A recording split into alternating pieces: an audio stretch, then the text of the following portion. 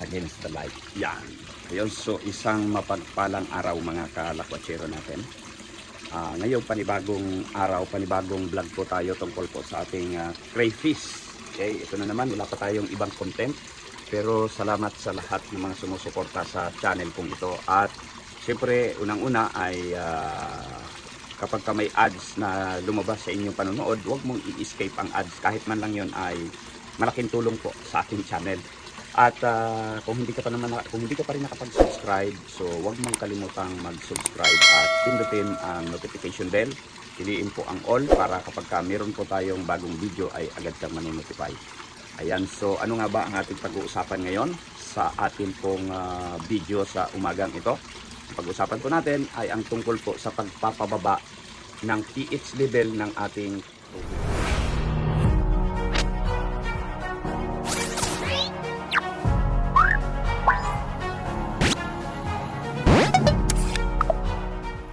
Pag-uusapan natin ngayon ay tungkol sa pagpapababa ng level pH ng ating tubig.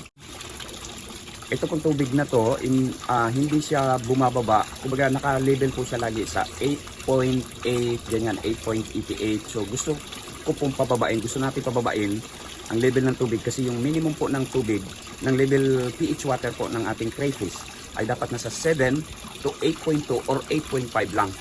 Pero ang tubig po natin ay lagi pong naglalaro ng 8.8. Ginawa na namin ito, ginawa na namin lahat. Ayan, tingnan nyo ang tubig. Kung makikita ninyo dito, may mga dahon na brown. Yan po ay dahon ng talisay. Kasi isa yan sa nagpapababa ng pH level. Pero hindi talaga kinakaya. Okay? Hindi po niya kinakaya. So bumababa lang ng konti-konti. Kaya ito yung ituturo ko sa inyo ngayon. Okay, kung isa din po sa nagiging problema ninyo kung paano bumaba ang pH level ng ating tubig. So una-una, syempre, di ba, may video na ako kung paano gamitin itong pH meter natin para malaman talaga natin na monitor natin yung tubig ng ating pan. So eto ngayon, titingnan natin ito ngayon. Tingnan natin. Ayan, so tutok lang natin itong ating meter dito, pH level meter. Okay, so nasa 8.66 po siya. Pababain natin kahit man lang mga 8 ganyan or 7, no? Okay, average 7, 6, 8.66 po siya. So, ngayon ang gagawin natin kasi magdadagdag din ako ng tubig, okay, dito sa aming pan. Kasi itong pan na to, mayroon po siyang leak, araw-araw nilalagyan ng bagong tubig dahil nga malakas ang leak, kaya i-repair namin ito. Gagawan ko ng waterproofing kasi sayang yung ating tubig. Araw-araw naglalagay kami ng 1 inch sa so halos nasa 6 hanggang 7 galon na 16 liters ang aming naglalagay. Malaki masyadong konsumo. Kaya ang gagawin namin ito sa susunod ay i-waterproof. Pag-usapan siguro natin sa susunod dyan. So ngayon, tutok muna tayo dito sa pagpapababa ng ating pH level ng tubig. So, eto,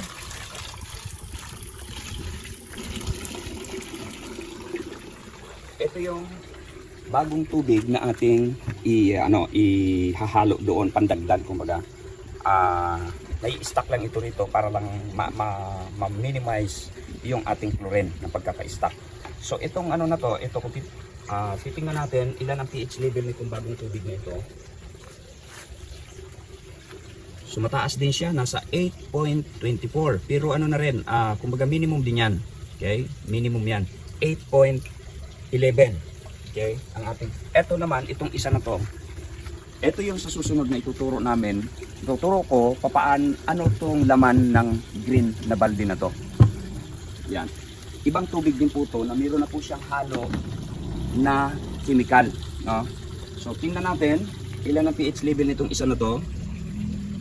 So 2.93, sobrang baba na po. Anong meron sa tubig na ito? Bakit sobrang baba nito? Ito naman ay normal siya. Normal. Ito sobrang baba. Kasi ang gagawin namin, pabababain natin ang pH level ng pan natin, no? At least mga 7.5, mga 8 ganyan. So i-mix natin ito, i-mark up natin itong tubig na ito doon sa ating pan, sa haluan natin dito. Bakit mabubaba ito? Meron itong chemical na tinatawag na phosphoric acid. Yun po yung pinanghahalo namin dito para pababain kasi hindi kaya ng dahon ng talisay, marami ng ganun, mga natural process, pero hindi talaga bumababa, at least mga 8 man lang. Hindi talaga ang karaniwan na naglalaro 8.8, ganyan 8.7, even to 8.5, pero medyo mataas ng konti, kaya pababain natin at least 8 man lang. Okay, so ihahalo ko tong tubig na ito dito sa pan. So ito na yon. Okay, ito na yon. May hinalo na ako rito, dalawang ganito, inuunti-unti ko lang, okay? Dalawang ganito, and then isang puno ng 16 liters. Saka natin yan ihahalo. So ilan ngayon ang pH level nitong nasa galon natin? So yan, so naglalaro na po siya ng 6.50. So yan yung kanyang pH level ngayon. Kasi may halo na yan na phosphoric acid na binabad natin dito. Mula dito sa bagong tubig, hinaluan ko ng dalawang ganito. Hindi rin natin kasi pwedeng puruhin, no? Hindi kasi matapang masyadong mababa ang acid dito. Kaya ang ginagawa ko, dalawang ganito sa isang 16 liters na tubig. Saka naman ngayon natin ito ibubuhos doon sa ating pan, kasi nga sabi ko may leak. Araw-araw ko namin ginagawa yan, no? May leak ang ating pan. Kaya sa susunod pag ginawa ito, so meron na akong idea paano gawin para ma-minimize yung leak ng tubig. Sayang kasi, no? May gagawin tayo. Ituturo ko sa susunod paano ko gagawin ito. Okay, so tara dito tayo sa buhos na natin to.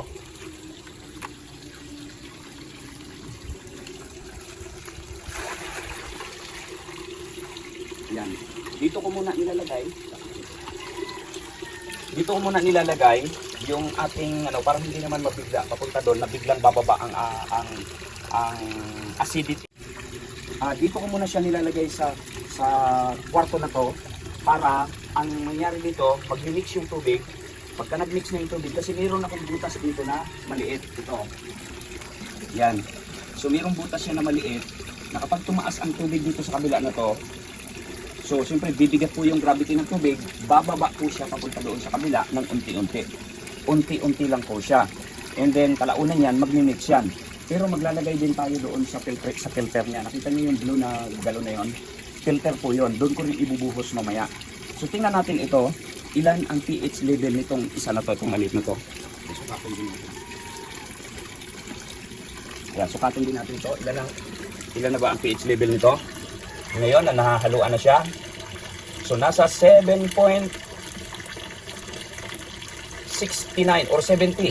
7.70, kanina 8.80, 8.88, ngayon bumaba na po siya. Bali, 3 galon na po ang nailalagay ko rito. 3 galon na 16 liters ang nailis ko rito. Nasa 7.50 na po siya. Okay na yan, baba na yan. So ang gawin natin, i-mix na lang po natin, hayaan natin siya na mag-mix para po umabot po siya ng at least 8 man lang, maipantay lang po natin sa 8. Huwag din natin masyadong pababain ang pH level natin. Kasi baka mabigla yung crayfish, baka mamatay naman sila. Okay, so lalagay ko naman ito doon sa main. Dalawang tabok nito na ginagamit ko. Yan, i-mix na natin. Mekos okay, mekos na, sir. Mekos. Tama na yung na yun. Okay. Baka masubrahan. Ito yung tubig na walang halo para sa 16 liters natin.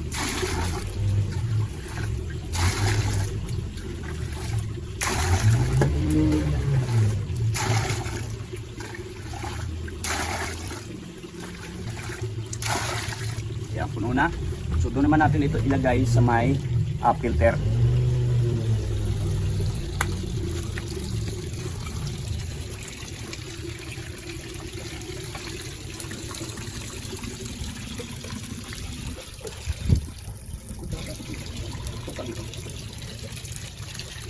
Siya nga pala, ito yung filtration namin.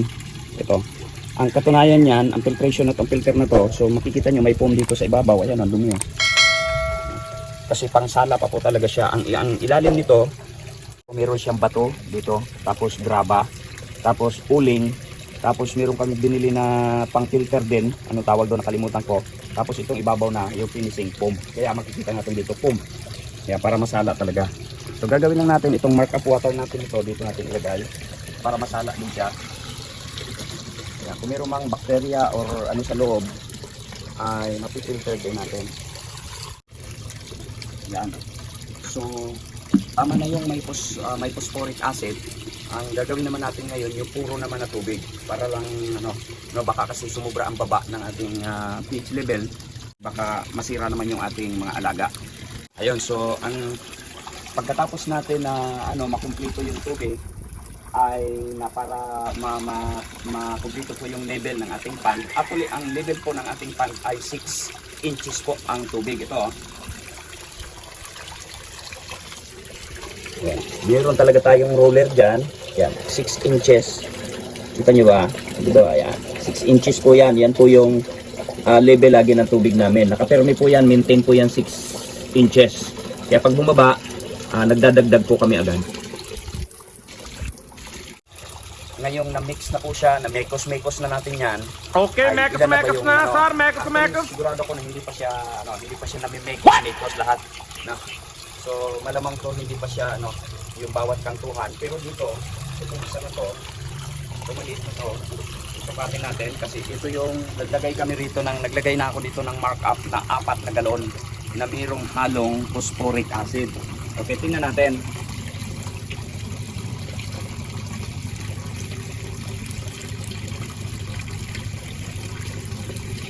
So ayan na po siya, bumaba na po siya, nag 7.9, 7.99, 96. So yan, 7.93 na dito sa area na to. So yan, ang mangyari kasi mataas ang level nito ngayon, itong isa na to, hindi pa siya naka-level. So mataas pa ang level nito, bababa pa yan ng bababa doon sa kabila. So dito naman sa kabila, tingnan natin. Dito muna tayo kasi ito yung babagsakan ng tubig natin.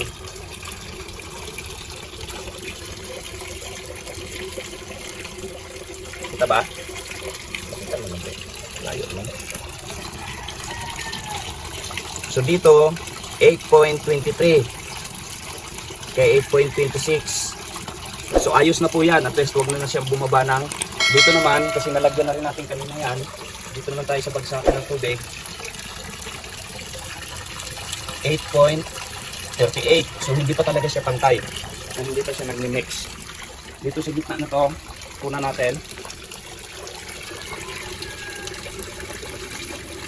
At least bumaba na rin, nag 8.39 na siya. So pasok na po yan, Huwag lang mag 8.88, pasok na po yan, 8.33. Dito naman sa may pump natin. Dito tayo kasi ito yung kanyang nahihigop, baka mataas na ang pH level dito. Ito kanyang pH, Yan, 8.36 pa rin. So halos gano'n na po yung ating tubig. Dito sa kabila, dito medyo 8.38. So halos okay na po yung ating tubig ngayon.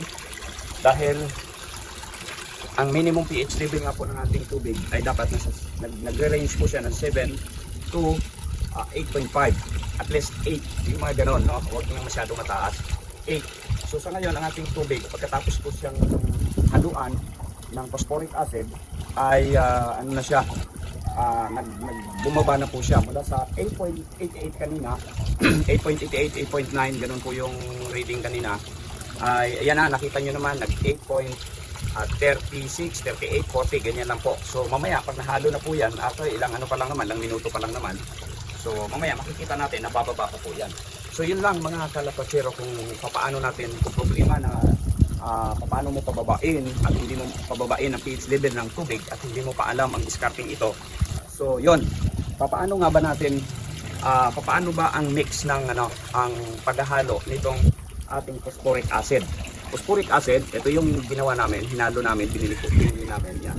Ganito lang po siya, bali ito ay saan ba yung ating salamin na isa? Yung ating tank na salamin. Okay. So ito po yun, phosphoric acid 85% food grade. Bali 450 ml po yan. Itong laki na to. So paano natin i-mix to? Nakita niyo itong galon na to?